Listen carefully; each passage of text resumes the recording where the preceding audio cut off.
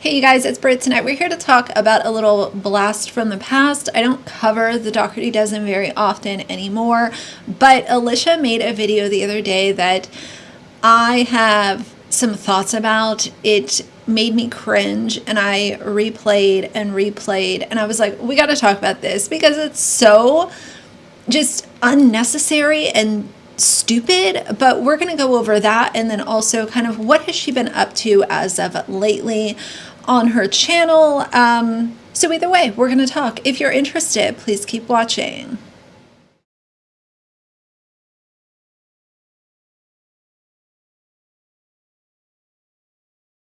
All right, you guys, so as per usual, Alicia is filling her kids with all of the candy, gumdrops, candy canes, chocolates, potato chips, and mac and cheese.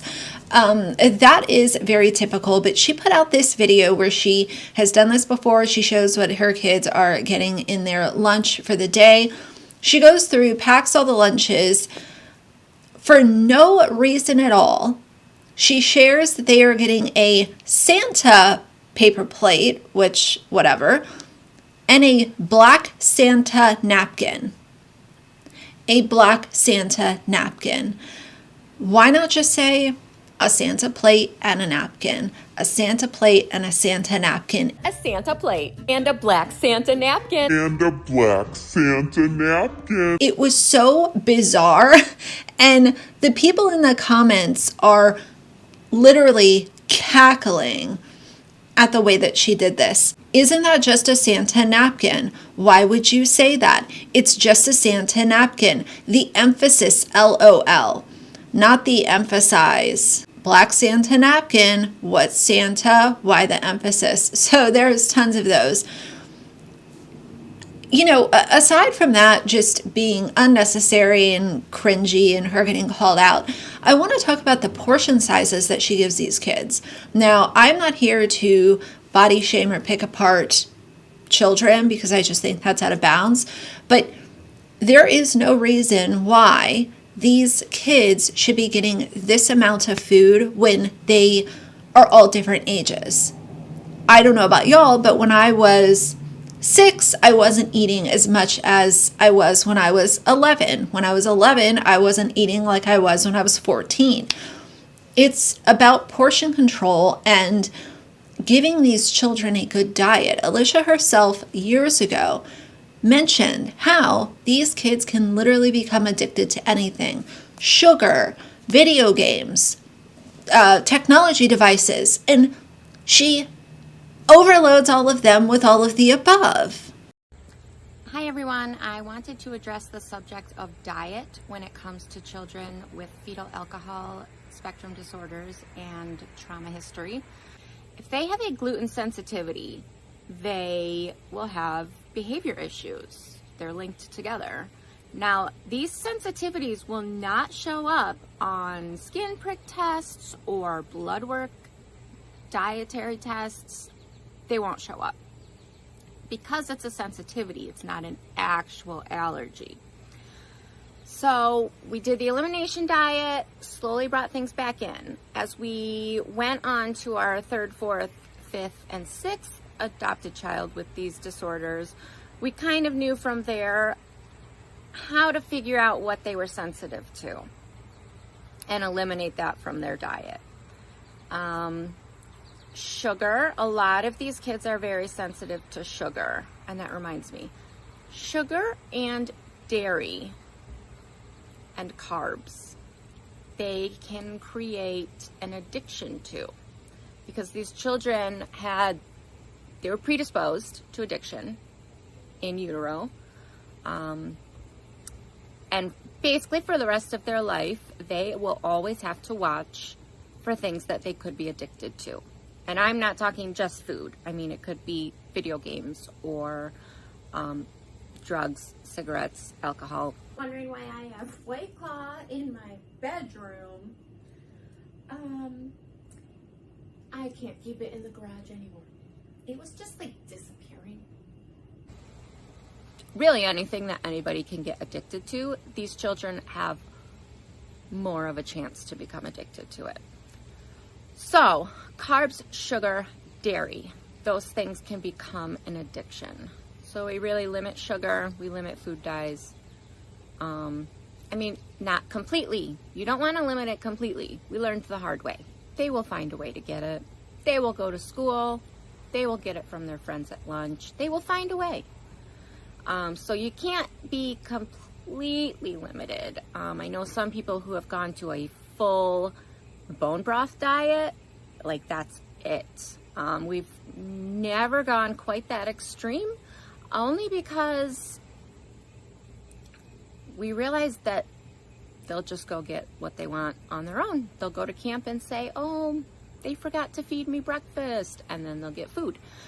So you really need to make sure that everyone everywhere is on board with these dietary limitations. And school was a hard place for us to get them on board because it wasn't a listed allergy on their medical form.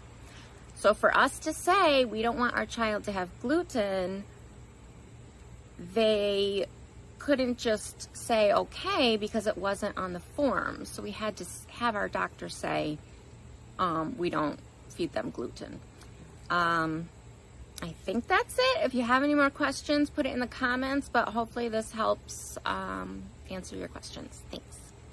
Alicia is still being sponsored by Tile and Life 360. She is still getting a lot of brand deals, and I just don't understand why, and maybe it's something I'll never understand, these companies that promote people like Alicia. As a brand, if you have the opportunity to work with somebody that exploits their children or somebody who might make family style content, but they're not using their kids in that content, why would you not take your greed a notch or two down and go with the person that is not exploiting their children and filling them full of junk?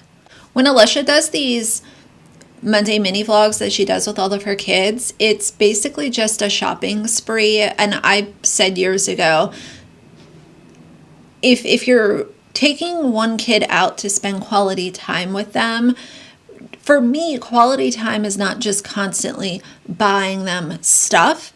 It is connecting with them on a deeper level and showing them that materialistic stuff is not the best way to show love and kindness and compassion. Why not take them to a museum? Why not take them to the park or ice skating? Like, you just take them to a store and let them buy whatever they want.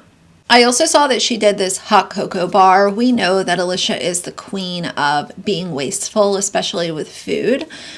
And, this hot cocoa bar, like how unnecessary to have all of this stuff.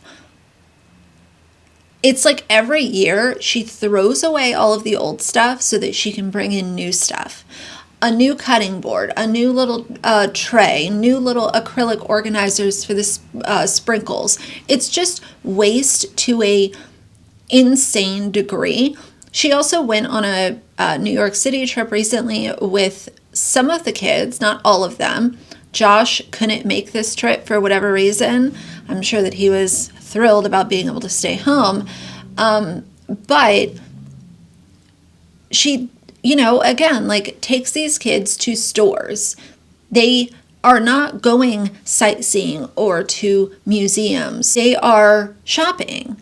They're going to toy stores and game stores and just buying stuff.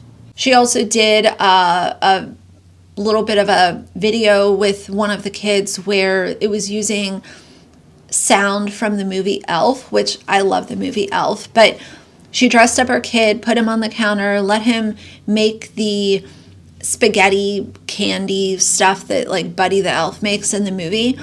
If you look in the background, there are just boxes and boxes and boxes of candy as if it's a convenience store. This woman does not care about addiction being a possibility for these kids. She does not care about the detrimental health effects that her diet could give these kids. She does not care about significant weight gain. and the health issues that can come along with that.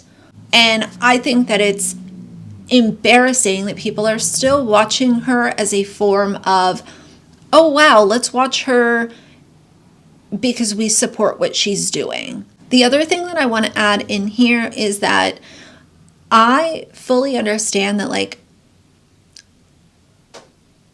you know, around the holidays, candy and cookies and stuff, like, that's really fun to be able to do with your kids. Like, let them have the candy, let them eat the cookies.